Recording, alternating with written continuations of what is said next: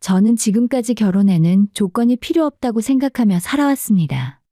평생을 함께할 사람과 가족을 이루는 일에 조건을 우선시한다는 것은 제게는 자연스럽지 않았어요. 어떤 조건보다도 나와 잘 맞고 서로를 이해하며 함께 맞춰갈 수 있는 사람이 중요하다고 믿었습니다. 미술을 전공하고 그림을 그리는 일을 하다 보니 연애를 할 때도 자연스럽게 가치관이 맞는 사람에게 끌리더라고요. 가치관이 통하면 대화도 잘 통하고 그 사람의 생각과 삶을 이해하는데 훨씬 깊이가 생기는 것 같았죠. 그래서 언제나 상대가 어떤 사람인지, 어떤 생각을 하며 사는지가 제겐 더 중요했습니다. 결혼을 결심했던 분 역시 그런 분이었어요. 저와 가치관이 잘 맞았고 조건보다는 사람 자체를 중요하게 여기는 분이셨습니다. 그런 만남은 우연처럼 다가왔습니다. 어느 날 콜라보 전시를 진행한 적이 있었는데 많은 분들이 전시장을 찾았지만 그 사람은 유독 제 작품 앞에 조용히 서서 한참을 바라보고 계셨습니다. 저는 그런 그분을 오래 지켜보게 되었어요. 무슨 생각을 하고 계신 걸까? 라는 궁금증이 생겼지요. 그분은 이렇게 말씀하셨습니다. 아, 그게 생각보다는요, 그냥 옆에 있어야 할 것 같아서요. 그 말을 듣고 저도 다시 제 그림을 들여다보았습니다. 모든 요소가 다 갖춰진 그림이었지만 말씀처럼 어딘가 허전한 느낌이 들었어요. 그리고 그런 그림을 바라보는 그분을 보며 마음 한구석이 따뜻하게 채워지는 느낌이 들었지요. 마치 제 그림을 완성시켜줄 분처럼 느껴졌습니다. 그림 앞에서 우리는 오랜 시간 이야기를 나눴어요. 제 그림인 줄도 모르고 진심을 담아서 이야기를 해주던 그 사람과 저는 처음 만남부터 깊은 공감을 느꼈습니다. 평생 이렇게 이야기를 나눌 수 있다면 얼마나 좋을까? 라는 생각이 자연스럽게 들었고 이후에도 우리는 자주 만나게 되었습니다. 그러다 자연스럽게 연애를 시작하게 되었죠. 그분은 평범한 직장에 다니시는 분이었습니다. 예술을 하는 저와는 분야도 일상도 달랐지만 말이 참 잘 통했습니다. 그와 함께하면서 저는 다시 한번 확신하게 되었어요. 결혼에는 조건이 정말 필요하지 않다는 걸요. 만약 조건을 따졌다면 이렇게 깊이 있는 분을 만나기는 어려웠을 것입니다. 그리고 어느 날 그 남자는 제게 조심스럽게 청혼했어요. 우리 결혼하자. 그 말에 저는 망설임 없이 고개를 끄덕였습니다.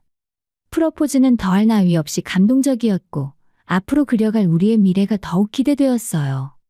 그렇게 저희는 서로의 인생의 색을 입히며 하나의 그림을 함께 그리기로 약속했습니다. 만난 지 오래되진 않았지만 서로를 깊이 이해하고 존중했기에 결혼까지 빠르게 진행되었습니다. 어느새 저는 예비 시댁에 처음 인사드리러 가게 되었고 많이 떨렸어요. 어떤 선물을 준비해야 할지, 어떤 옷을 입어야 할지 고민하며 조심스럽게 준비를 했지만 마음은 여전히 긴장감으로 가득했지요. 자기 많이 긴장했어? 안 그러려고 했는데 어쩔 수가 없네. 우리 부모님도 자기를 있는 그대로 봐주실 거야. 좋은 모습만 보이려고 애쓰지 않아도 돼. 그래도 혹시 마음에 들지 않으시면 어떡하지? 걱정 마. 부모님도 분명 자기를 좋아하실 거야. 그런 대화를 나누며 저는 예비 신랑을 따라 예비 시댁으로 향했습니다. 처음 가보는 동네였지만 오래된 아파트 단지와 그 앞의 상가, 정돈된 분위기가 부모님들이 지내시기엔 나쁘지 않겠다는 인상이 들었습니다. 그리고 도착한 예비 시댁은 따뜻하고 정갈한 분위기였어요. 아파트는 오래되었지만 예비 시어머니의 손길이 느껴져서인지 전혀 낡아 보이지 않았고 오히려 아늑하고 잘 가꾸어진 느낌이 들었습니다. 어서 와요. 여기까지 오느라 고생 많았네. 네, 생각보다 가까운 것 같아요. 다행이네. 여기가 주말엔 많이 막혀서 걱정했거든. 그런데 우리 아들이 자랑을 얼마나 하던지. 이렇게 보니 정말 자랑할 만하네. 아니에요. 어머님께서 훨씬 더 아름다우세요. 여긴 제가 준비한 작은 선물이에요. 아, 예쁜 꽃이네. 꽃 받아본 지가 언젠지 모르겠다. 아무튼 정말 고마워. 예비 시어머니는 말 한마디 한마디에서 따뜻함이 느껴지는 분이셨습니다. 집 분위기처럼 저를 포근하게 맞아주시고 자연스럽게 긴장을 풀어주셨습니다.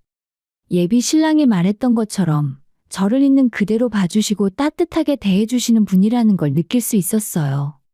그렇게 저는 저희 둘이 함께 그려갈 새로운 인생을 기대하게 되었습니다. 서로의 빈 곳을 채워주고 함께 걸어가며 그림처럼 아름다운 삶을 그려나가길 기대했어요. 편안한 분위기 속에서 예비 시어머니와 이야기를 나누었습니다. 우리 아들이 좀처럼 연애를 안 해서 걱정했는데 이렇게 갑자기 짝을 데려올 줄은 몰랐네. 말씀을 들으며 자연스럽게 저에 대한 이야기가 이어졌습니다. 그런데 하는 일은 어떻게 되는지 물어봐도 될까? 네, 저는 그림을 그리고 있어요. 저희 처음 만난 것도 제 전시회에서 그림을 한참 바라보는 모습에 반해서 만남이 시작되었어요. 어머, 그림을 잘 그리나 보네. 그럼 어디에서 그림을 그려? 회사에 다니는 거야? 아니요, 따로 회사를 다니지는 않고 제 작업실에서 그림을 그리고 있어요. 그래? 그림만 그리기는 쉽지 않을 텐데. 유명한 작가인가 보다. 뉴스 보니까 요즘은 그림도 비싸다던데. 유명하다고 하긴 어렵지만 다행히 제 그림을 좋아해 주시는 분들이 꾸준히 있어서 전시도 계속하고 있어요. 예비 시어머니께서는 그림에 대해 잘 모르신다며 저희 일을 궁금해하셨습니다. 저는 일반 직장에 다니지 않는 제 생활이 어른들께는 낯설 수 있다는 생각에 가능한 한 자세히 설명드렸습니다. 그림이라는 공통의 인연으로 예비 신랑과 이어졌기에 어머님께서 그림에 관심을 가져주시는 것 자체가 고마웠습니다. 그래서 더더욱 그 말 속에 다른 뜻이 숨어 있으리라고는 생각하지 못했죠. 그렇게 그림을 전문적으로 그릴 정도면 일찍부터 시작했나 봐. 네, 어렸을 때부터 그림을 좋아해서 지금까지 계속하고 있어요. 부모님께서도 오래 지원해 주시기 쉽지 않으셨을 텐데. 다행히도 부모님께서 아낌없이 응원해 주셨어요. 덕분에 저도 대학에서 그림을 가르친 적 있고 지금도 작품 활동하고 전시회도 열며 지내고 있어요. 지원을 잘 받았다니 다행이네. 우리는 애들 어릴 때 이 집으로 이사 왔거든. 지금이야 40평대 아파트가 많지만 그 당시엔 이 동네에서 보기 드물었어. 그래서 아파트가 처음 들어섰을 때는 누가 이 집에 사나 궁금해서 사람들이 찾아올 정도였지. 예비 시어머니는 어느 순간부터 저보다는 본인의 집 이야기를 더 많이 하셨습니다. 처음에는 단순한 동네 자랑으로 들렸지만 이야기 속에는 이 집에 대한 자부심이 자연스럽게 묻어나 있었어요. 그러면서 예비 신랑이 어떤 환경에서 자랐는지 짐작할 수 있었고 예비 시어머니가 얼마나 자녀들의 미래를 생각하며 삶의 기반을 마련해 오셨는지도 느껴졌습니다. 오면서 보니 상가도 잘 되어 있어서 살기 좋아 보였어요. 상가는 아파트면 다 있지. 그래서 다들 아파트에 사는 거야. 편하니까. 저는 아파트에서 살아본 적이 없어서 잘 몰랐어요. 아파트에서 한 번도 살아본 적이 없어? 네, 여태까지는 계속 빌라에서만 살아왔어요. 제가 빌라에 산다고 말씀드리자 예비 시어머니는 몇 번이고 다시 물으셨습니다. 그분은 평생 아파트에서만 살아오셔서인지 빌라 생활이 어떤지 쉽게 상상하시지 못하시는 것 같더라고요. 제 입장에서 역시 아파트는 낯선 공간이었기에 아파트 생활의 장점을 듣는 것이 오히려 흥미로웠습니다. 단지 내 상가처럼 편리한 환경은 부러워 보이기도 했습니다. 그러나 그때는 미처 몰랐어요. 이 작은 차이가 예비 시어머니와의 갈등으로 번지게 될 줄은요. 집으로 돌아와 어머니께 시댁에서의 첫 만남 이야기를 들려드렸습니다. 인사 다녀온 건 어땠어? 반겨주셨어? 집안 분위기도 좋고 어머님도 따뜻하게 맞아주셨어. 우리 딸을 좋게 봐주셨다니 정말 감사하네. 마음 맞는 사람 만나서 결혼한다니 아직도 실감이 안 나네. 어머니와 나눈 대화는 따뜻했고 저도 시댁의 좋은 모습을 보고 와서 마음이 놓였습니다. 결혼 생활에 대한 기대감도 자연스럽게 생겼어요. 하지만 그 시각 예비 시어머니는 저와는 다른 생각을 하고 계셨습니다. 며칠 후에 남자친구가 또다시 자기 집으로 저를 초대했고 제가 방문했더니 먼저 결혼한 남동생 부부도 자리를 하고 있더라고요. 즐거운 분위기에서 식사를 마쳤고 남자들이 커피를 사오겠다고 밖으로 나간 사이 저는 화장실을 다녀왔습니다. 그런데 문을 열고 나오기도 전에 두 사람의 목소리가 들리더라고요. 어머님, 아까부터 왜 그렇게 한숨을 쉬세요? 무슨 일 있으세요? 아유, 이놈이 이제야 결혼한다고 하더니 데려온 사람이 고작 그런 사람이야. 왜요? 혹시 아까 그 언니가 마음에 안 들었어요? 애가 그림을 그린다고 해서 그런가 예민해 보여. 게다가 여태 빌라에서 살았대잖아. 그런 상황인데도 회사도 안 다니고 그냥 그림만 그리며 부모 등골 휘게 하고 살았던 거야. 그 순간 저는 할 말을 잃었습니다. 예비 시어머니는 집안 차이를 이유로 저를 못마땅해 하셨고 예비 동서는 그런 시어머니를 부추기듯 말했습니다. 요즘은 부모님이 반대하니까 그냥 따로 결혼하고 연 끊고 사는 커플도 많던데요. 나중에 아주버님도 그렇게 하시면 어쩌시려고요? 그건 걱정 마라. 나도 방법은 있으니까. 겉으로는 반대하지 않는 듯한 말투였지만 속마음은 분명했습니다. 저에게서 결혼 못하겠다는 말이 나오기를 기다리고 계신 듯했지요. 하지만 저는 그 이후로도 시댁에서 불러주시면 내가 잘해서 인식을 바꿔야겠다는 생각으로 찾아갔습니다. 심지어 어느 날은 제사 자리에도 초대받았고 처음 해보는 일이라 서툴지만 최선을 다하려 했어요. 하지만 예비 시어머니의 말은 차가웠습니다. 그건 그렇게 하면 안 되지. 너는 집에서 제사도 안 지내봤니? 네, 지내긴 했지만 사실 음식 준비는 제가 해본 적이 없어서요. 여태 한 번도 안 해봤단 말이야? 어머님의 반응에 예비 동서는 곁에서 웃으며 말을 보탰습니다. 그게 뭐, 집도 넓어야 제사도 지내고 그러죠. 제가 아는 사람도 빌라에 사는데 좁아서 제사 한 번 지내려면 완전 난리래요. 음식도 그냥 사서 한다더라고요. 사서 하면 정성이 없잖니. 제사 음식은 정성이지. 두 사람의 그 말들이 마음에 깊이 박혔습니다. 시댁의 제사 문화도 어머니와 동서의 손발이 척척 맞는 모습도 제게는 생소하고 낯선 풍경이었습니다. 그러나 동시에 따뜻하고 정겨운 그 분위기 속에서 저는 또다시 혼자가 된 기분이 들었어요. 이 집에 내가 어울릴 수 있을까 그런 불안이 조용히 마음속에 자리 잡기 시작했습니다. 그래서 저는 더 열심히 하려고 애썼던 것 같아요. 어머님 이제 뭘 도와드릴까요? 저기 다 쓴 것들 정리해서 베란다에 좀 내놔라. 네, 어머님. 거기 아니고 저쪽이 베란다예요. 빌라에는 이렇게 베란다가 없어서 헷갈리시죠? 여기는 다용도실이라고 부르고 저쪽이 진짜 베란다예요. 아, 그렇군요. 헷갈릴 수도 있죠. 빌라에 살다 보니 아무래도 집 구조가 좀 다르네요. 그렇죠. 빌라는 거실 앞에 베란다가 없는 거예요? 네, 저희 집은 거실 앞에는 없어요. 확실히 다르긴 하겠어요. 아파트 살아본 적이 없다고 하니 더 그러시겠죠? 그런 점도 있는 것 같아요. 하긴 이런 비싼 아파트는 상상도 못 해봤겠죠? 그 순간 묘한 찜찜함이 가슴속에 스며들었습니다. 예비 동서의 말투는 웃고 있었지만 그 속에 담긴 의미는 날카롭게 느껴졌어요. 단순히 공간을 설명해 주는 게 아니라 저를 은근히 깎아내리는 듯한 말투였습니다. 예비 시어머니의 시선도 어딘지 모르게 처음에 따뜻함과는 달라져 있었습니다. 저는 그저 제가 부족해서 그런 줄 알았습니다. 예비 동서처럼 손이 빠른 것도 아니고 제사 준비가 익숙하지도 않으니까요. 그래서 내가 더 잘하면 나아지겠지 하는 마음으로 애써 노력했습니다. 돌아가면 음식도 배우고 제사 준비도 익혀야겠다고 마음먹었어요. 이래서 신부 수업이 필요한 거구나 라고 스스로를 다독이기도 했습니다. 아직은 부족하지만 결혼하면 함께 어울릴 가족이니까요. 저는 그렇게 생각하며 더 좋은 모습을 보여드리고자 애를 썼습니다. 엄마, 저 왔어요. 너는 뭐 타러 왔니? 내일 출근하려면 힘들 텐데. 저도 이제는 참석해야죠. 그동안 많이 빠졌던 것 같아서요. 오늘 고생 많았죠? 아니에요. 제가 어설퍼서 어머님과 동서분이 더 고생하셨을 거예요. 그림 그려야 하는 손이니까 아꼈어요. 그 말에 웃음보다 씁쓸함이 앞섰습니다. 그리고 남자친구는 어머님과 예비 동서에게 이렇게 말을 하더라고요. 그렇게 말하지 마세요. 이 사람이 먼저 조상들 모시는 일이니 제사 참석하는 게 좋겠다고 해서 결혼하기 전인데도 일부러 온 거고 저도 함께 하자고 한 거예요. 그러니 예쁘게 봐주세요. 그 말에 마음이 찡해졌습니다. 그날 하루 서운했던 말들이 모두 날아가는 것 같더라고요.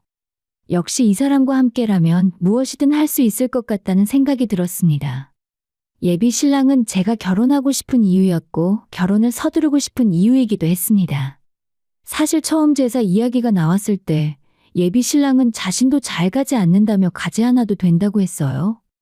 하지만 제가 먼저 참석하고 싶다 말했고 남자친구 역시도 자신이 생각이 짧았다고 미안해하며 저를 더욱 존중해 주었습니다.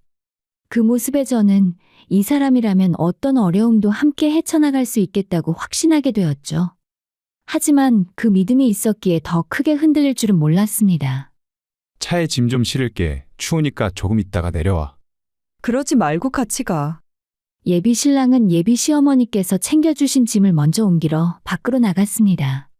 저는 함께 하겠다고 말했지만 그는 추우니 조금 있다가 나오라고 말렸죠. 그래서 잠시 나갔다가 다시 집 안으로 들어왔습니다. 정리 중이신 예비 시어머니를 도와드릴 생각이었습니다. 그러다 주방에서 들려오는 말소리에 걸음을 멈추고 말았습니다. 아주버님 이러시다가 진짜 결혼하시는 거 아니에요? 무슨 소리니? 절대 그냥 두면 안 되지. 제사까지 계속 오는 거 보니 쉽지 않을 것 같은데요. 결혼 전에 제사 준비시키면 못하겠다고 할 줄 알았더니 이제는 우리 아들까지 불러들여? 아주 여우야 여우.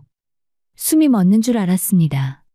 제가 제사에 참석한 진짜 이유는 결혼 전에 함께하고 싶다는 순수한 마음이었는데 그 마음이 이렇게 오해받을 줄은 몰랐으니까요.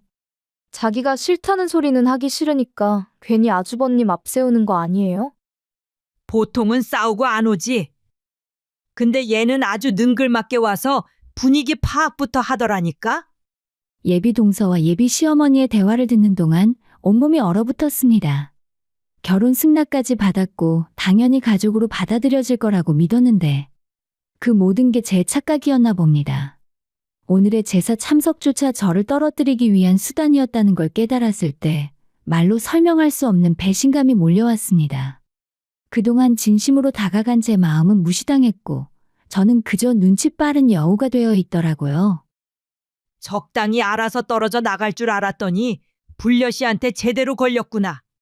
제가 이 아파트가 10억짜리라고 했을 때 눈 하나 깜짝 안 하더라니까요. 이미 다 알아보고 달라붙은 거죠. 당연하지. 지금까지 빌라에만 살았는데 10억짜리 아파트가 탐나지 않겠어? 그들의 말이 제 마음을 후벼 팠습니다. 가난을 탓했고 직업을 비하했고 진심을 조롱했어요. 제가 지금까지 해온 모든 노력을 단 한순간에 무너뜨렸습니다.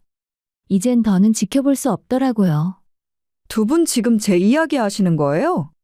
주방 입구에 서서 조용히 말을 꺼냈습니다. 예비 시어머니와 예비 동서는 놀란 듯 고개를 돌렸고 어색한 정적이 흘렀어요. 너 아직 안 갔니? 어머님이 말씀하신 10억짜리 아파트를 탐낸다는 불려시 그게 아마도 저인가 봐요? 예비 시어머니의 얼굴엔 당황한 기색이 잠시 비쳤지만 곧 단호하게 말하셨습니다. 너는 어디서 그렇게 못 배운 티나게 남의 얘기를 몰래 듣고 있어? 죄송해요. 그런데 어머님, 어떻게 저를 그렇게까지 말씀하실 수 있으세요? 그동안 저를 겨우 그렇게 보셨던 건가요? 평소 같았으면 저는 다른 사람의 이야기를 엿듣는 일은 하지 않았을 겁니다. 하지만 지금은 달랐습니다. 우연히 듣게 되었고 들었다면 모른 척할 수 없는 이야기들이었습니다. 예비 신랑이 떠올랐어요. 그는 언제나 제 편이 되어주던 사람이었고 그 사람의 어머니와 이렇게 이야기 나누게 되는 것 자체가 마음에 걸렸습니다. 마음 한켠으로는 어머님께서 그저 실수였다고 말해주시길 바랬던 것 같습니다. 혹시 감정에 앞섰거나 오해였다고 부드럽게 돌려주시길 기대했지만 그런 일은 일어나지 않았습니다. 그래, 어차피 말이 나온 김에 얘기하자. 너는 우리 집안 보면서 아무것도 안 느껴져? 제가 대체 뭘 느껴야 하나요? 얘 좀 봐라. 이렇게 뻔뻔하니까 우리 아들이 홀랑 넘어가지. 예비 시어머니는 마치 제가 이 집을 노리고 있는 사람처럼 몰아가셨습니다. 제가 왜요? 설마 제가 어머님 댁을 탐내겠어요? 여태 빌라만 살다 보니 이런 아파트를 보고 눈이 뒤집힌 거지. 그러니까 제사 자리까지 꾸역꾸역 와서 어떻게든 한몫 챙기려는 거잖아. 그런 속셈 모를 줄 알아?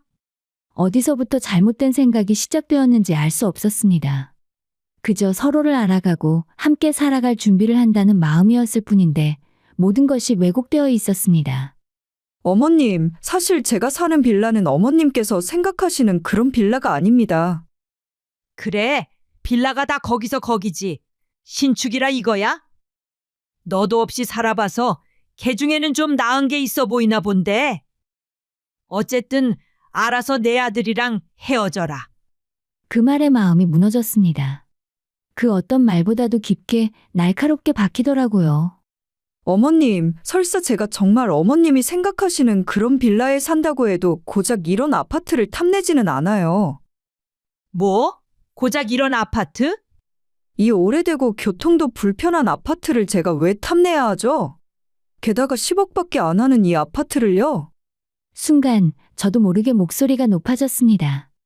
평소에 그런 말을 입에 담는 성격은 아니지만 그동안 참았던 감정이 한꺼번에 터졌고 상처는 억제할 수 없는 말로 흘러나왔습니다. 너 지금 뭐라고 했니? 아이고, 내가 살다 이런 철없는 소리까지 들어야 하나. 예비 시어머니는 머리를 감싸주며 바닥에 주저앉았고 예비 동서는 곁에 바짝 붙어 제 탓으로 몰아갔습니다. 어머님 괜찮으세요? 아니, 진짜 말을 어쩜 그렇게 해요? 그리고 하필 그때 예비 신랑이 문을 열고 들어왔습니다. 굳어진 그의 얼굴을 보는 순간 저는 심장이 내려앉는 것 같았습니다. 아차 하는 생각이 들었지만 이미 엎질러진 물이었습니다. 예비 신랑은 아무 말도 하지 않고 조용히 짐을 챙겼습니다. 저도 말을 걸어볼까 하다가 도무지 입이 떨어지지 않았습니다. 결국 우리는 함께 차에 올랐고 그는 운전석에 앉아 한참을 말없이 있었습니다. 그 침묵 속에서 저 역시 수백 가지 생각이 오갔습니다. 참았어야 했을까? 그냥 모른 척 했어야 했나? 하지만 그 말들을 듣고도 아무렇지 않은 척 웃을 수는 없었을 겁니다. 그래도 오해는 풀어야겠다는 생각이 들었습니다. 조심스럽게 먼저 말을 꺼냈습니다. 그게 자기가 집으로 들어가라고 해서 들어갔더니 어머님이랑 동서가 하시는 말씀이 들렸어. 나보고 어머님 아파트를 욕심내서 제사까지 따라온 거라든지 빌라에 살아서 마음에 안 든다고 떼어놓으려 했다는 이야기까지 하시더라. 나를 완전 불려시처럼 재산 노리고 따라온 사람으로 만들었어.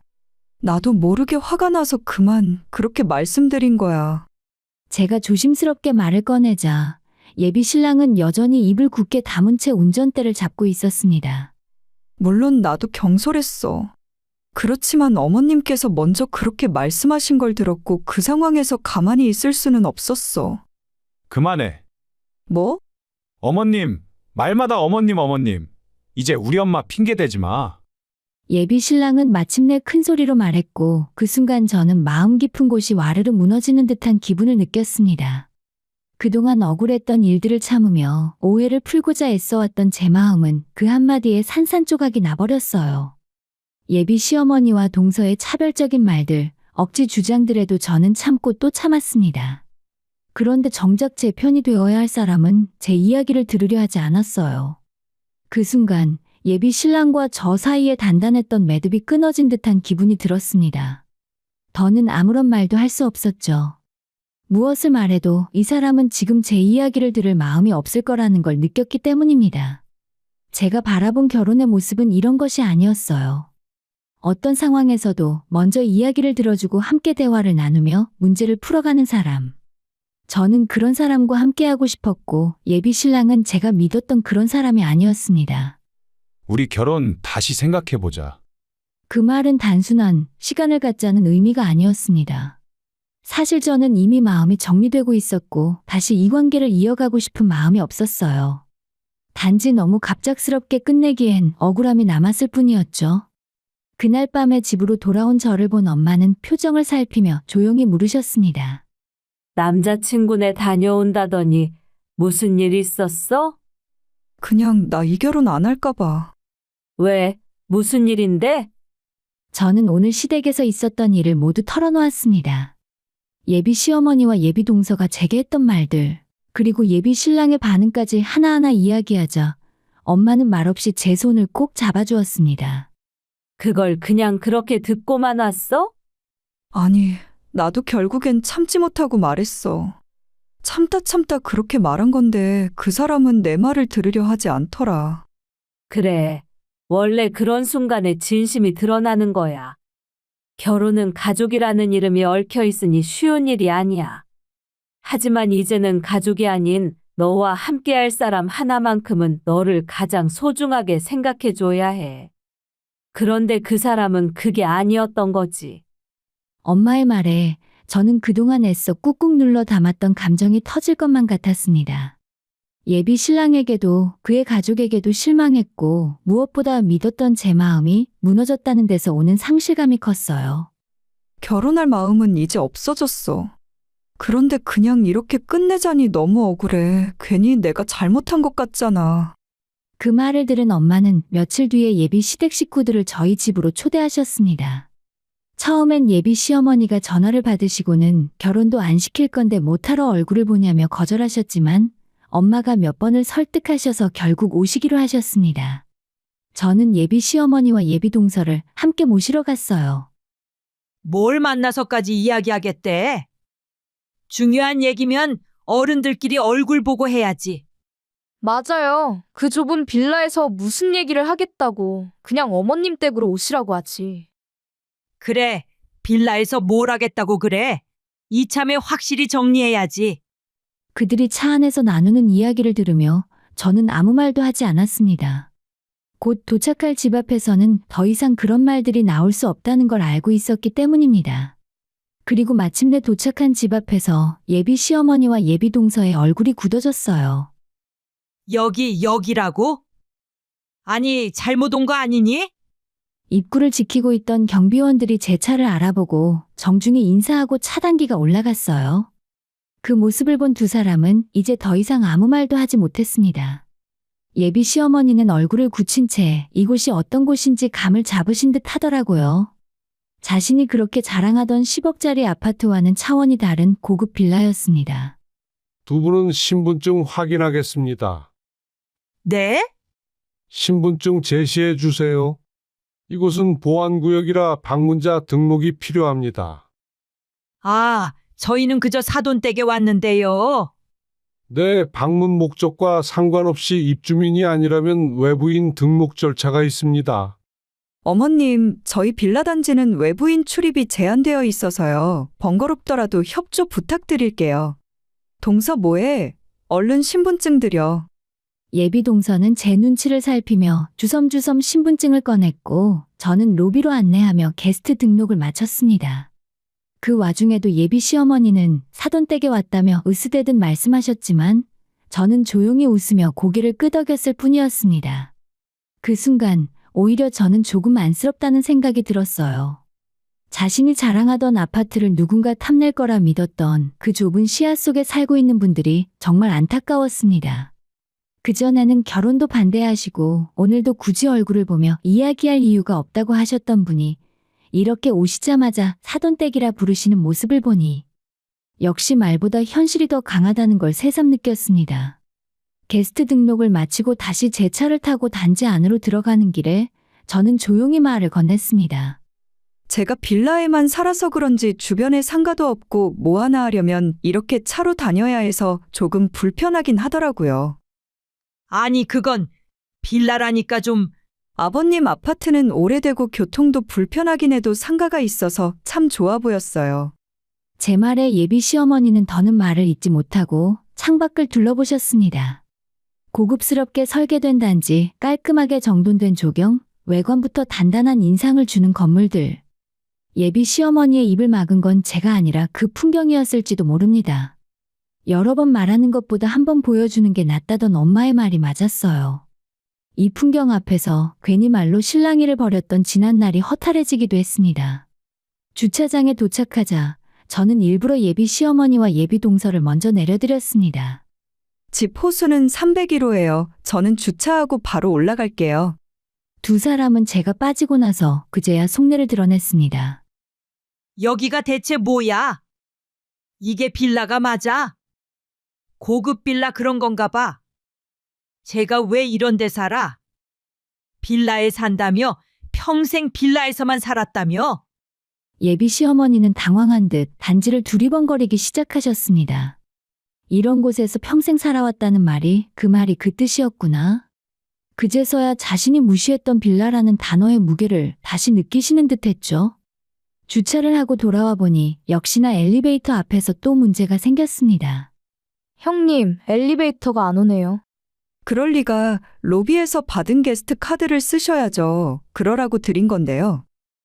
아가, 엘리베이터 타는 것도 쉽지 않네. 그렇죠. 아무래도 빌라여서요. 아파트랑은 다르니까 좀 불편하죠? 아니, 불편하긴. 그 뭐냐? 보안이 아주 철저하네. 그 순간 예비 동서는 그동안 부르지 않던 저를 형님이라고 불렀고 예비 시어머니는 제게 아가라고 하셨습니다. 이렇게도 부를 수 있는 분들이셨구나. 그제야 알게 되었습니다. 엘리베이터에서 내리자 바로 우리 집 문이 보였고 엄마가 환하게 문을 열어 맞아주셨습니다. 어서 오세요. 여기까지 오시느라 힘드셨죠? 아닙니다. 따님 덕분에 편하게 왔습니다. 저희 집이 다 좋은데 손님이 오시면 로비 등록을 꼭 해야 해서 좀 번거롭긴 해요. 저희야 익숙하지만 처음 오시는 분들은 불편해하실 수도 있죠. 아니요, 아니요. 전혀 불편하지 않았어요. 그럼 다행이네요. 엄마는 두 분을 거실로 안내하셨고 예비 시어머니는 한강뷰가 보이는 큰 창 앞에서 한참을 아무 말 없이 계셨습니다. 거실 한가운데 조용히 놓인 소파에 앉으며 내심 놀란 마음을 감추려 애쓰시는 표정이 역력했죠. 차는 어떤 걸로 드릴까요?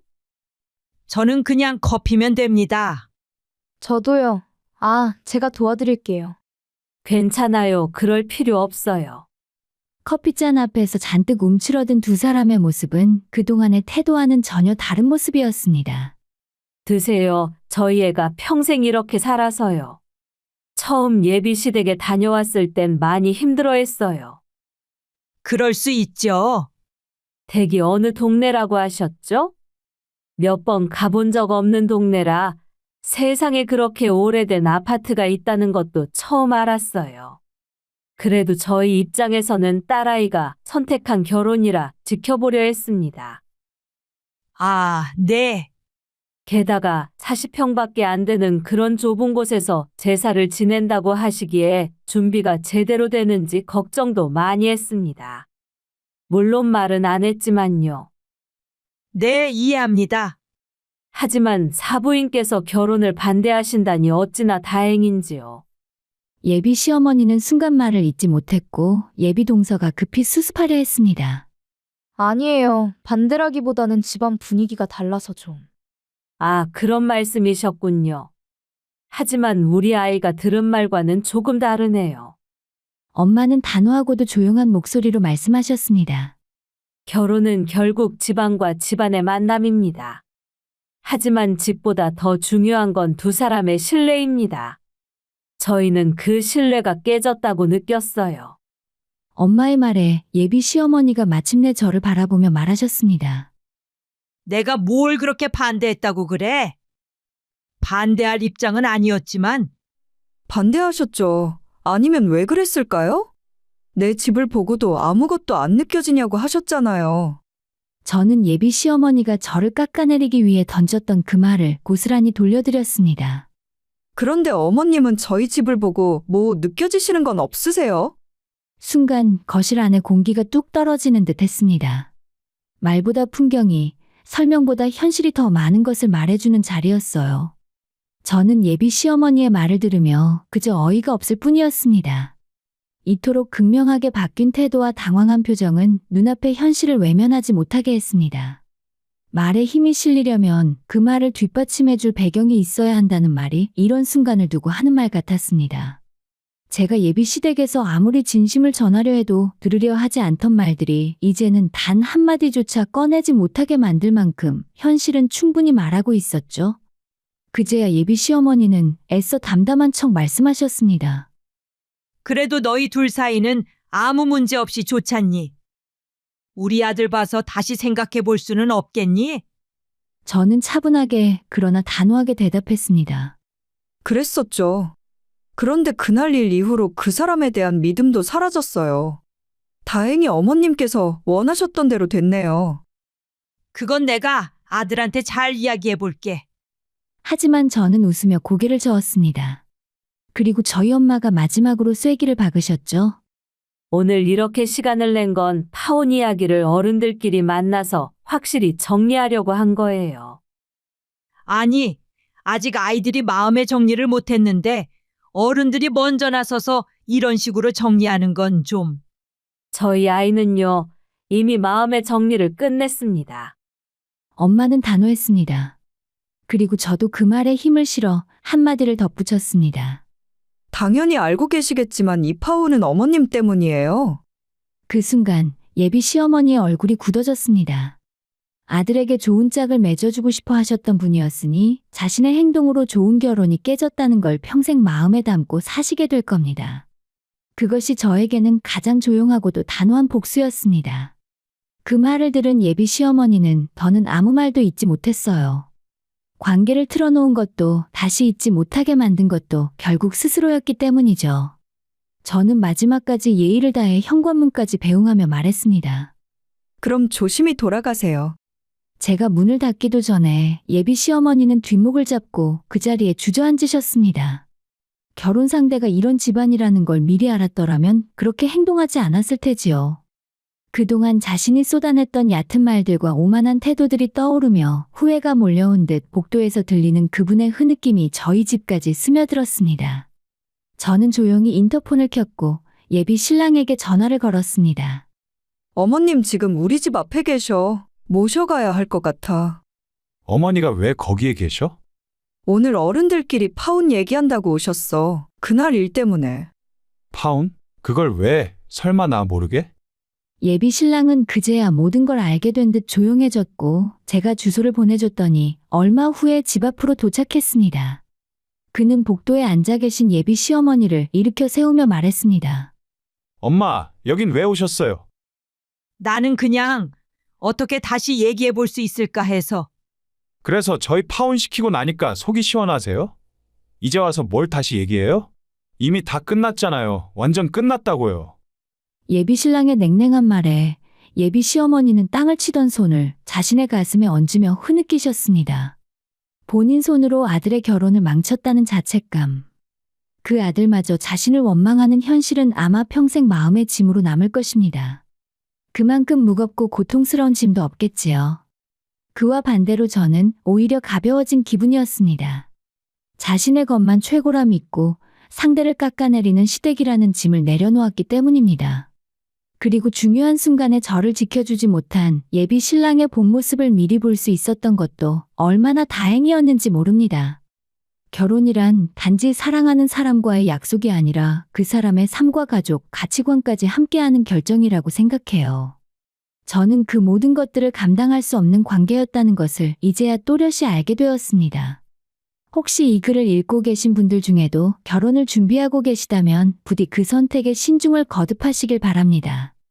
결혼은 이 사람이라면 괜찮겠다가 아니라 이 사람 아니면 안 되겠다는 확신이 있어야 가능한 여정이니까요.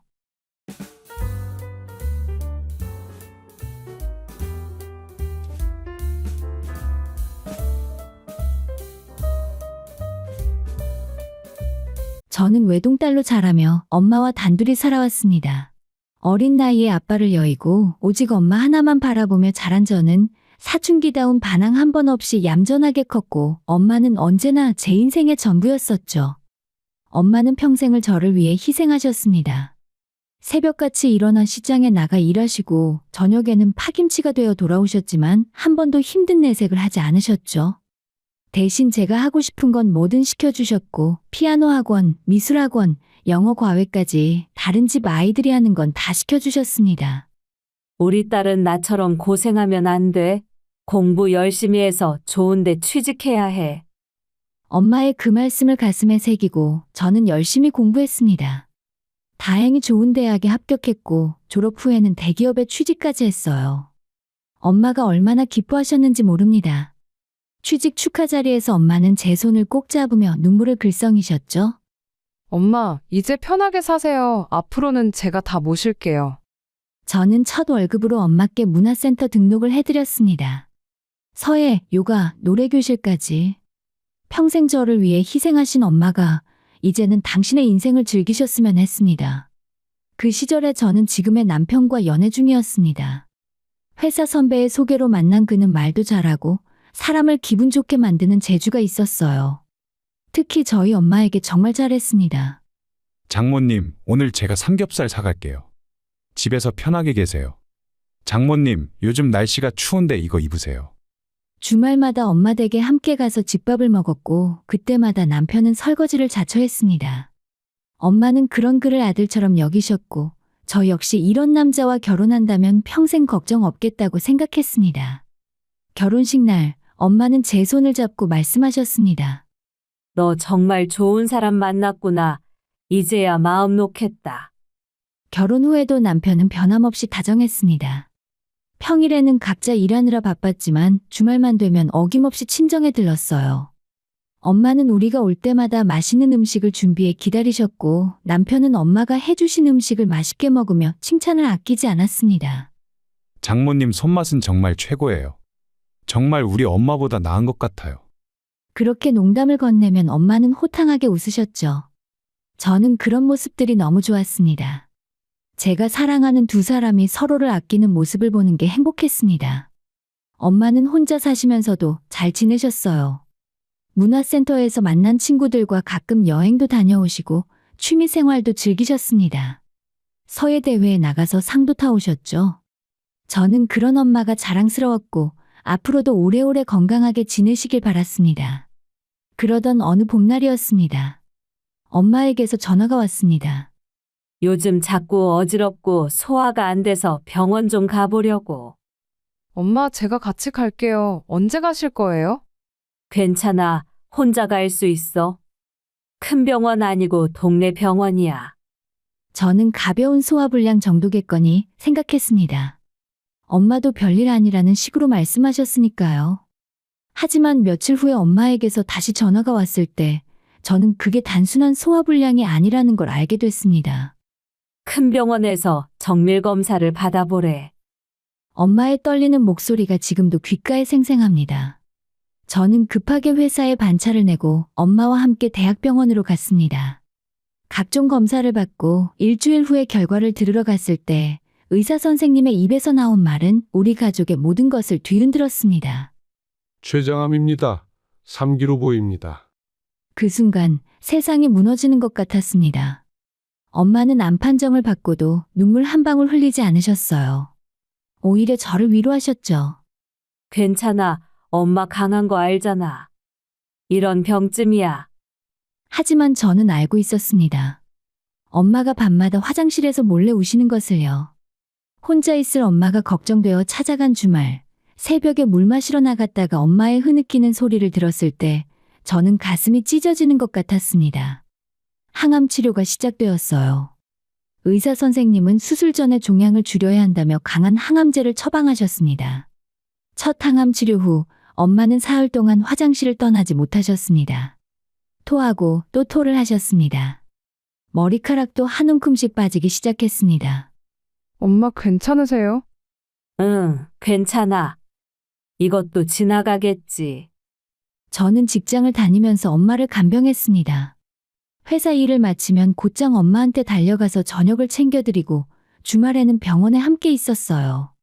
다행히 이모와 간병인 선생님도 함께 도와주셨지만 그래도 제 마음은 늘 무거웠습니다. 그 시절 남편은 제게 든든한 조력자였습니다. 아니, 그렇게 보였어요.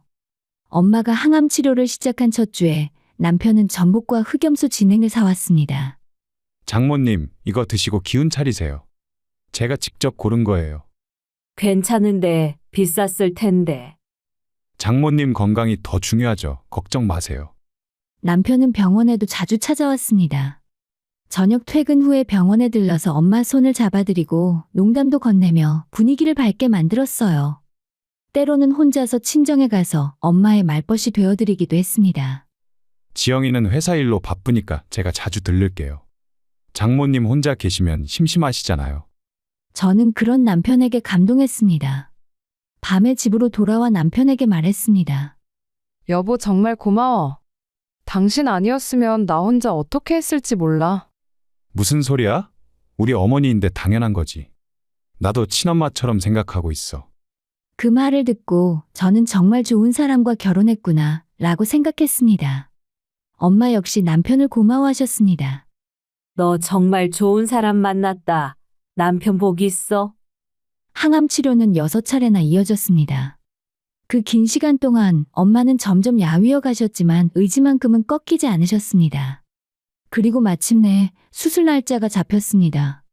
수술은 8시간이나 걸렸어요. 저는 수술실 밖에서 남편과 함께 기다렸습니다.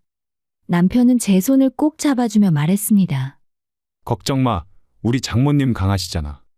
잘 이겨내실 거야. 다행히 수술은 성공적이었습니다. 의사 선생님은 종양을 깨끗이 제거했다고 하셨고, 이제 회복만 남았다고 하셨어요. 엄마는 점차 회복되셨어요.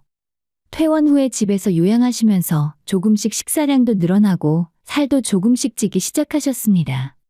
저는 회사에 육아휴직 비슷한 제도를 신청해서 잠시 쉬면서 엄마 곁에 머물렀습니다. 중간에 선망 증상이 와서 엄마가 혼란스러워하시는 시기도 있었어요. 사물함 비밀번호를 잊어버리시고 인감도장을 어디 뒀는지 기억 못하시는 날도 있었습니다. 하지만 다행히 그것도 일시적인 증상이었고 이내 회복되시더라고요. 하지만 이상한 낌새는 바로 이때부터였습니다. 남편은 병문안을 올 때마다 이상한 말들을 슬쩍슬쩍 던지기 시작했습니다. 장모님 댁 근처에 아파트 새로 짓는다던데 집값 많이 올랐겠어요. 요즘 이 동네 시세가 얼마나 되는지 아세요? 엄청 올랐다던데. 혹시 집 팔 생각 있으세요? 팔면 돈 꽤 되실 텐데. 처음엔 그냥 호기심에서 하는 말인 줄 알았습니다. 동네 부동산 이야기 정도로 치부했죠. 하지만 그런 말들이 점점 자주 나오기 시작했습니다. 병문안 올 때마다, 주말에 들를 때마다 꼭 한 번씩은 집 이야기를 꺼내는 것 같았어요. 장모님 혼자 사시기엔 집이 너무 크지 않아요? 관리하기도 힘드실 텐데. 우리 집 근처에 작은 아파트 하나 구해드릴까요? 그게 더 편하실 것 같은데. 엄마는 그럴 때마다 손사래를 치셨습니다. 괜찮아.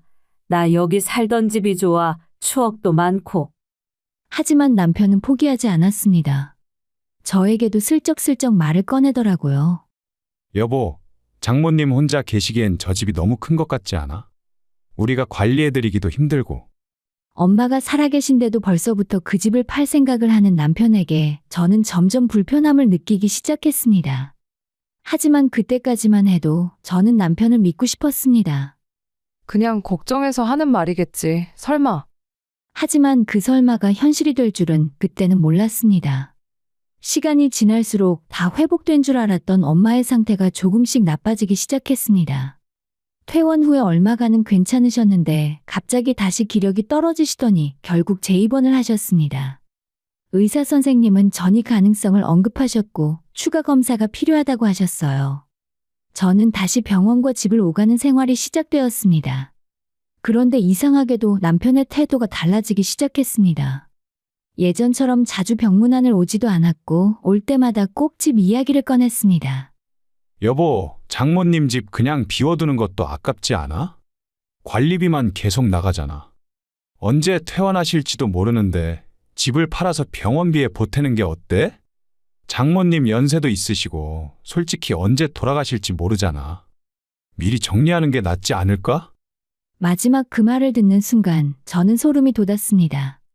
엄마가 아직 살아계신데 벌써 돌아가신 것처럼 말하는 남편에게 저는 화를 냈습니다. 지금 무슨 소리 하는 거야? 엄마 아직 멀쩡히 살아계시는데. 아니, 나도 걱정되어서 하는 말이야. 현실적으로 생각해야지. 그게 현실적인 태도인가요? 저는 남편이 낯설게 느껴졌습니다. 그러던 어느 날 밤이었습니다. 남편이 씻는 사이 거실 소파에 놓인 남편의 핸드폰이 울렸습니다. 평소라면 그냥 지나쳤을 텐데 그날따라 화면에 뜬 메시지 미리 보기가 눈에 들어오더라고요.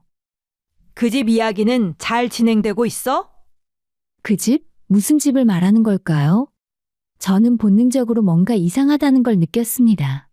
손이 떨렸지만 남편의 핸드폰을 집어들었어요. 비밀번호는 이미 알고 있었습니다. 저희 결혼기념일이었으니까요.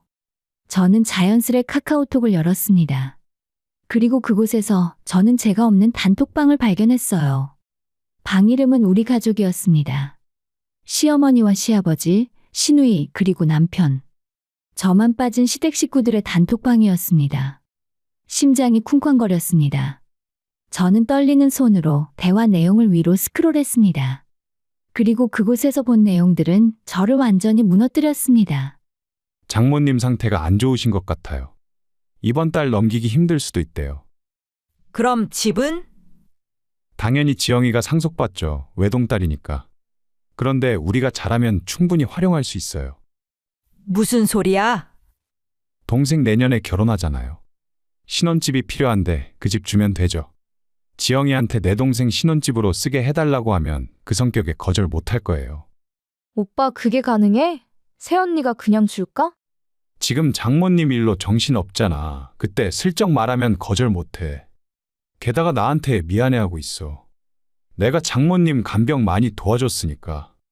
저는 눈을 의심했습니다. 이게 정말 제 남편이 한 말인가요? 엄마가 돌아가시기도 전에 벌써 엄마의 집을 나눠 가질 생각을 하고 있다니. 더 스크롤을 내렸습니다. 대화는 계속 이어졌습니다. 그래도 그건 지영이 재산인데. 아니에요. 부부 재산이에요. 제 이름도 올릴 수 있어요. 그리고 그 집을 동생한테 주면 우리 집안 재산이 되는 거잖아요. 역시 우리 아들 똑똑하네. 그런데 지영이가 그냥 넘겨줄까? 장모님 돌아가시고 나면 당분간 엄청 힘들 거예요. 그때 내가 잘 위로해주고 동생 결혼 문제도 있고 하니까 집 좀 쓰자고 하면 거절 못할 겁니다. 오빠 천재다. 그럼 나는 신혼집 걱정 없겠네? 일단은 전세 개념으로 살게 하고 나중에 아예 명의 이전하는 걸로 하죠. 저는 핸드폰을 떨어뜨릴 뻔했습니다. 손이 너무 떨려서 제대로 잡을 수가 없었어요. 눈물까지 주르륵 흘러내렸습니다. 더 끔찍한 건 그 대화가 있던 날짜였어요. 엄마가 처음 암 진단을 받은 지 한 달도 안 됐을 때부터 시작된 것이었습니다. 그러니까 남편은 엄마가 암 판정을 받은 그 순간부터 이미 엄마의 집을 노리고 있었던 겁니다. 그동안의 모든 친절, 모든 간병, 모든 다정한 말들이 전부 계산된 연기였다는 사실이었습니다.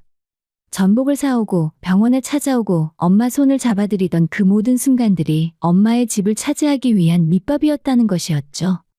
저는 화장실에서 남편이 나오는 소리를 듣고 황급히 핸드폰을 제자리에 놓았습니다. 남편이 거실로 나왔을 때 저는 침대에 누워 자는 척했습니다. 여보, 벌써 자?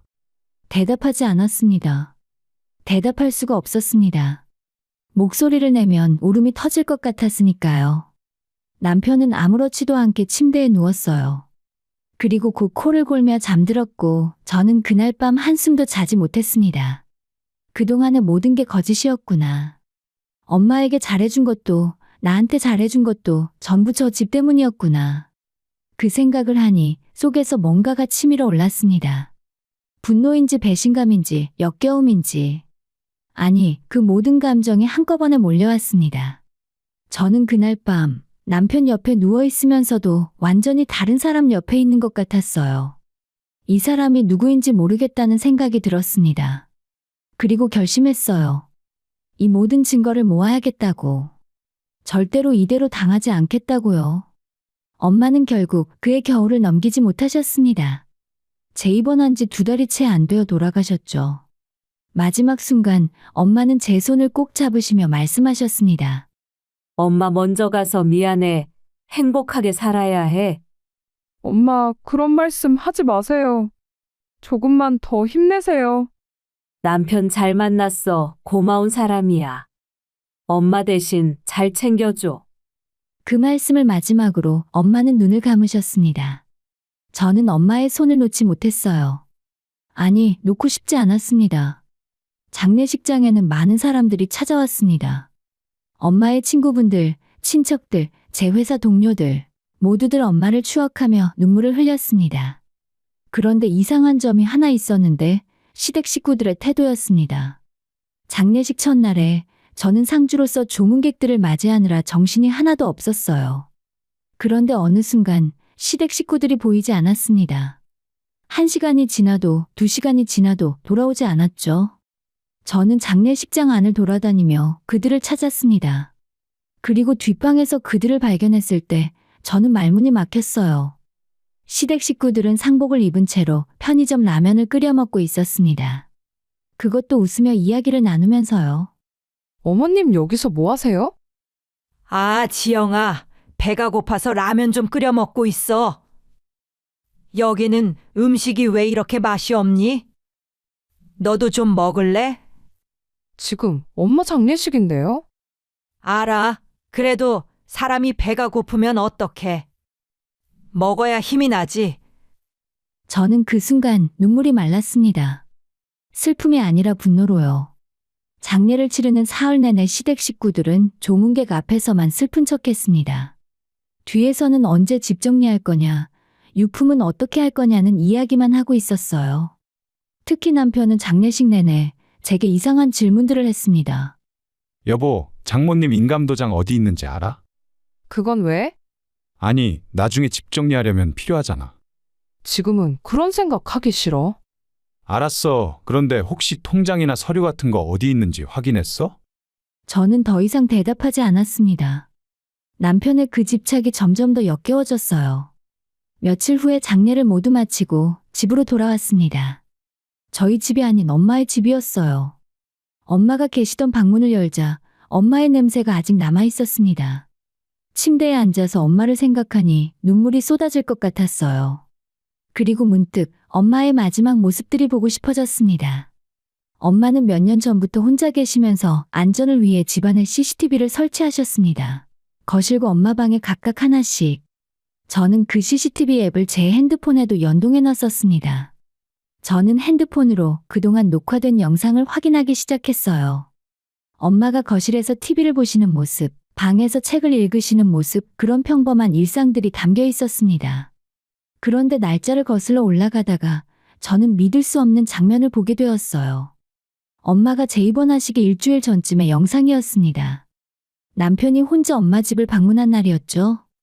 그날 저는 회사 일이 있어서 함께 가지 못했고 남편이 혼자 엄마를 찾아뵙겠다고 했었어요. 영상 속에서 남편이 엄마 방으로 들어갔습니다. 그리고 얼마 후에 남편의 목소리가 들렸습니다. 하지만 그 목소리는 제가 아는 남편의 목소리가 아니었어요. 장모님, 인감도장 어디 있어요? 빨리 내놔요. 도장 어디 뒀더라? 기억이 안 나네. 기억이 안 나긴요. 어디 뒀는지 빨리 말해요. 남편의 목소리가 점점 거칠어졌습니다. 저는 화면에 귀를 집중하고 쳐다봤습니다. 아니, 정말 기억이 안 나는데 왜 그래? 장모님 지금 장난해요? 인감 도장 없으면 나중에 집 정리 못해요. 빨리 내놔요. 집 정리는 왜? 나 아직 살아있는데.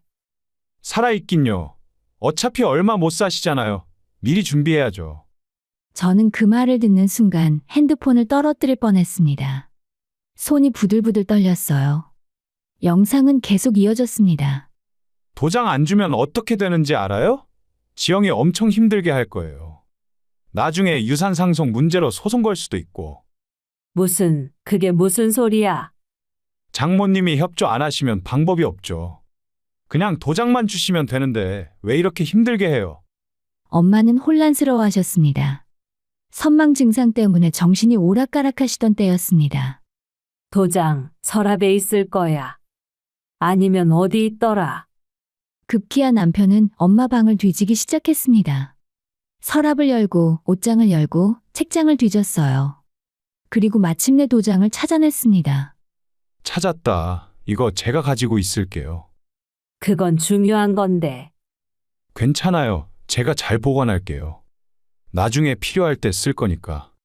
그리고 남편은 주머니에서 서류 한 장을 꺼냈습니다. 저는 화면을 확대해서 봤습니다. 자세한 내용은 파악하지 못했지만 맨 위에 있는 커다란 제목은 위임장이었습니다. 장모님, 여기 도장만 찍어주세요. 이게 뭔데?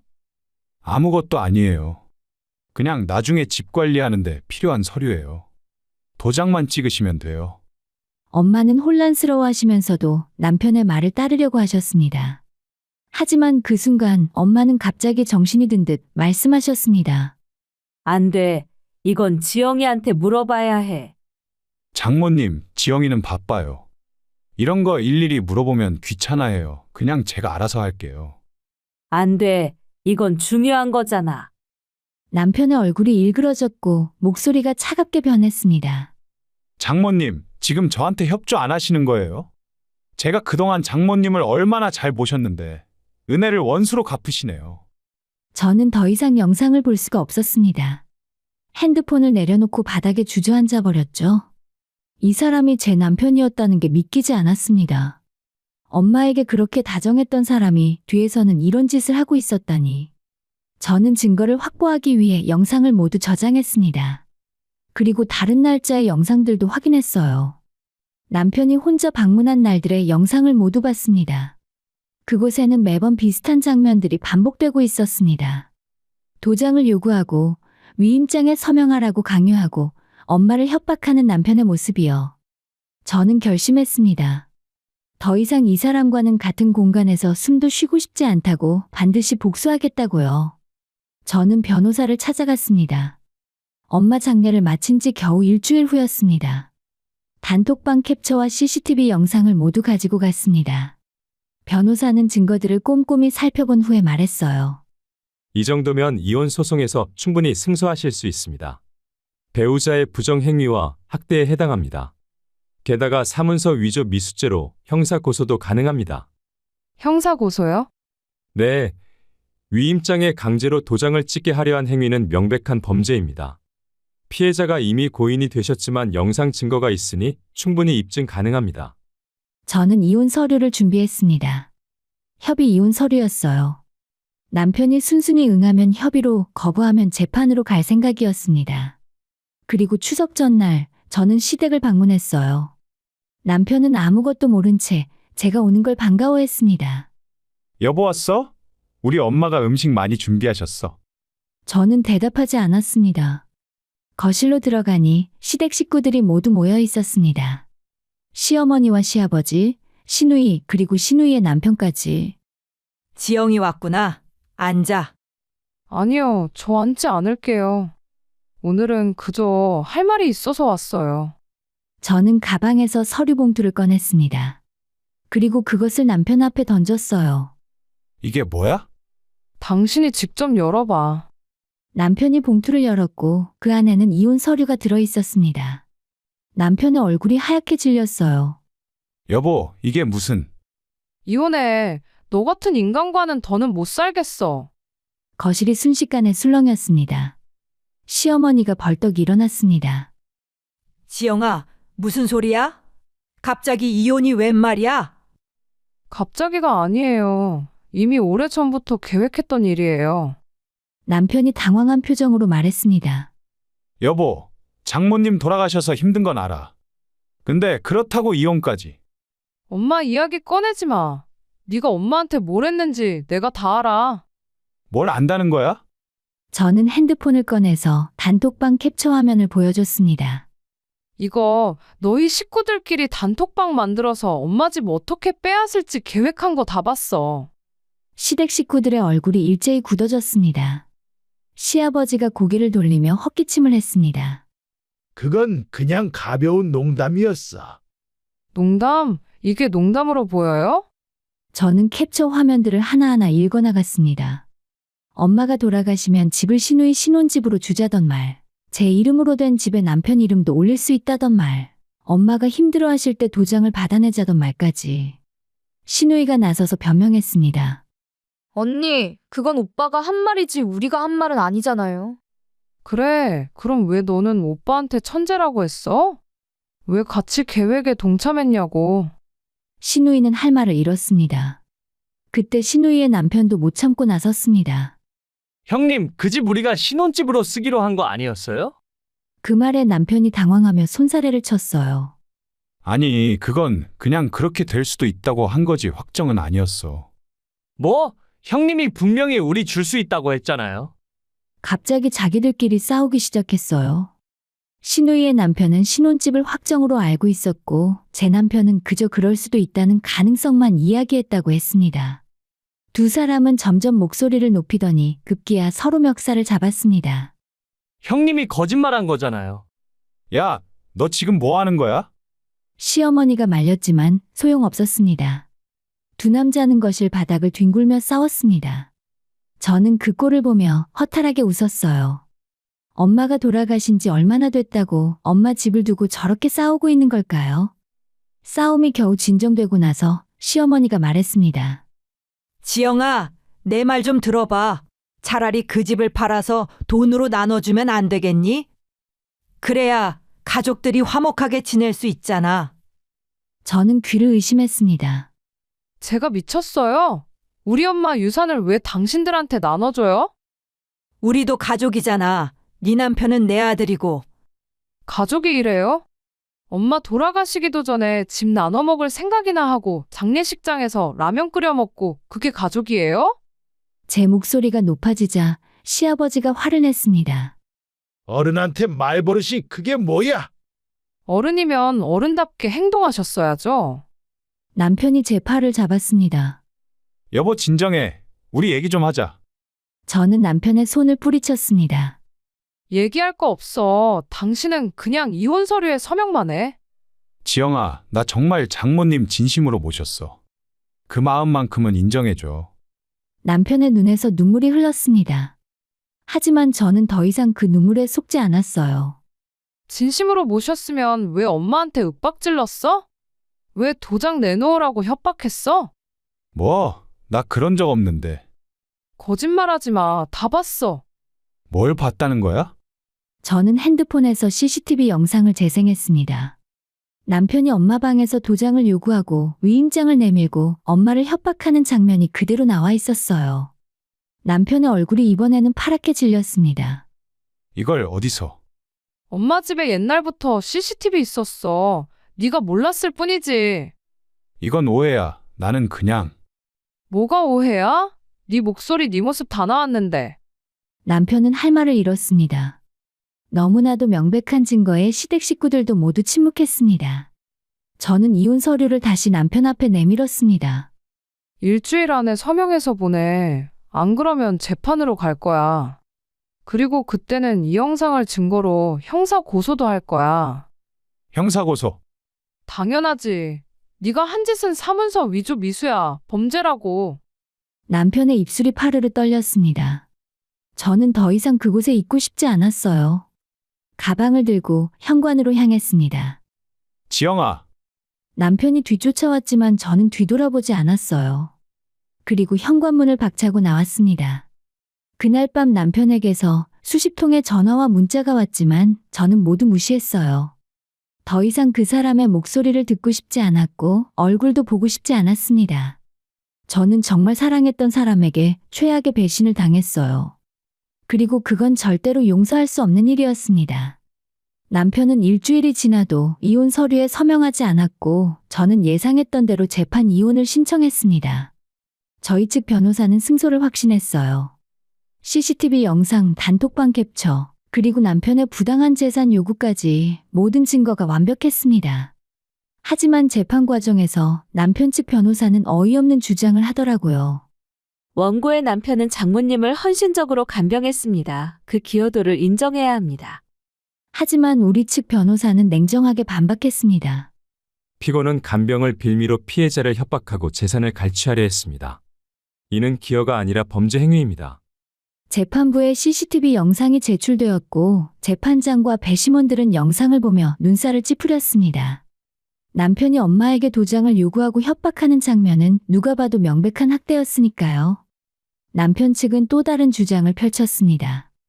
고인의 주택은 혼인 기간 중 가치가 상승했으므로 일부는 부부 공동재산으로 봐야 합니다. 하지만 이것도 기각되었습니다. 엄마의 집은 엄마 명의였고 혼인 전부터 소유하신 재산이었습니다. 남편이 그 집에 기여한 바는 전혀 없었죠. 재판은 석 달 만에 끝났습니다. 판결은 제 완전한 승소였고 2천만 원의 위자료까지 받아냈어요. 재판장은 판결문에서 남편의 행위를 강하게 비난했습니다. 피고는 장모의 병환을 악용하여 재산을 갈취하려 했으며 이는 배우자로서의 신의를 저버린 중대한 배신 행위다. 법정을 나오는 남편의 얼굴은 잿빛이었고 시댁 식구들도 모두 고개를 숙이고 있었습니다. 저는 시원했어요. 엄마의 집도 엄마의 명예도 지켜낼 수 있었죠. 하지만 그것으로 끝이 아니었습니다. 이혼 판결이 확정되고 한 달 후 남편이 제 집 앞에 나타났습니다. 저는 경찰에 신고하려고 했지만 남편은 무릎을 꿇었습니다. 지영아 미안해. 정말 미안해. 비켜. 할 말 없어. 제발 한 번만 봐줘. 나 정말 반성하고 있어. 반성? 재판 때는 왜 안 했어? 그때는 끝까지 우기더니. 변호사가 그렇게 하라고 해서 그런 거야. 나는 정말 미안하게 생각하고 있어. 저는 비웃었습니다. 그래서 다시 결혼해달라는 거야. 아니, 그건 아니고 그냥 용서받고 싶어. 용서? 엄마한테 가서 빌어. 나한테 빌지 말고. 남편의 얼굴이 일그러졌습니다. 지영아, 너 때문에 내 인생 망했어. 알아? 내 탓? 네가 한 짓 때문이지. 동생 결혼도 파토 났어. 그것 때문에 취소된 위약금만 2천만 원 넘게 물었어. 그래서 나보고 어쩌라고. 최소한 너가 그 돈이라도 좀 도와줄 수 없어? 저는 어이가 없어서 웃음이 나왔습니다. 미쳤어. 네가 저지른 일인데 왜 내가 돈을 줘야 돼? 우리 그래도 부부였잖아. 남편은 점점 목소리를 높였습니다. 야, 지영아, 네가 그렇게까지 할 필요 있었어? 그냥 조용히 이혼하면 되는 일이었잖아. 조용히? 네가 엄마한테 한 짓을 그냥 덮고 가라고? 그건 실수였어. 실수? 계획적으로 도장 빼내려고 한 게 실수야? 남편은 대답하지 못했습니다. 그리고 갑자기 다시 울기 시작했습니다. 지영아, 제발, 나 진짜 힘들어. 회사에서도 소문나서 승진 누락됐어. 동네 사람들도 다 손가락질해. 네가 자초한 일이잖아. 한 번만 기회를 줘. 저는 남편을 똑바로 쳐다봤습니다. 그리고 그 순간 엄마가 CCTV에서 겁먹은 표정으로 남편을 쳐다보던 모습이 떠올랐고 참았던 분노가 폭발했습니다. 저는 남편의 뺨을 때렸어요. 네가 엄마한테 한 짓 생각하면 이것도 시원찮아. 다시는 내 앞에 나타나지 마. 남편은 뺨을 감싸며 멍하니 저를 쳐다봤고 저는 현관문을 쾅 닫아버렸습니다. 그 후로 남편은 다시 찾아오지 않았어요. 시간이 흘러 이혼한 지 1년이 지났습니다. 저는 현재 엄마가 살던 집에서 살고 있어요. 엄마의 방은 그대로 보존해 두었습니다. 가끔 그 방에 들어가서 엄마의 물건들을 만지작거립니다. 엄마의 서예 작품들, 엄마가 좋아하시던 책들, 엄마의 옷들. 모든 것이 그대로 보관되어 있어요. 외롭지 않냐고요? 가끔은 외롭습니다. 퇴근하고 집에 돌아왔을 때, 엄마의 목소리가 들리지 않을 때, 주말에 혼자 식사할 때. 하지만 후회는 없습니다. 제가 엄마의 집을 지켰고 엄마의 명예를 지켰으니까요. 가끔 친구들이 재혼은 생각 안 하냐고 물을 때마다 저는 웃으며 대답합니다. 당분간은 혼자 살 거야. 엄마랑 단둘이 살던 게 그리워서. 친구들은 이해한다는 표정으로 고개를 끄덕입니다. 요즘 저는 엄마가 다니시던 서예 학원에 등록했습니다. 엄마처럼 붓을 잡고 글씨를 쓰니 엄마가 곁에 있는 것 같은 기분이 들었어요. 그 어머님 따님이시구나? 어쩐지 글씨체가 똑같아요. 그 말을 듣고 저는 울컥했어요. 엄마를 닮아간다는 게 이렇게 기쁜 일인지 몰랐습니다.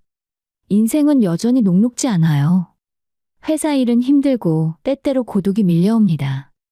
혼자라는 게 버거울 때도 있어요. 하지만 저는 후회 없이 살아가고 있습니다. 배신자와는 완전히 결별했고 엄마의 사랑 안에서 조금씩 치유되고 있습니다. 가끔 거울을 보면 엄마를 닮아가는 제 모습이 보입니다. 엄마의 미소와 엄마의 눈빛. 그럴 때마다 저는 생각해요. 엄마가 내 안에 살아계시는구나. 저는 엄마의 딸로 태어나서 정말 행복했어요. 그리고 엄마를 지켜낸 것도 자랑스럽습니다.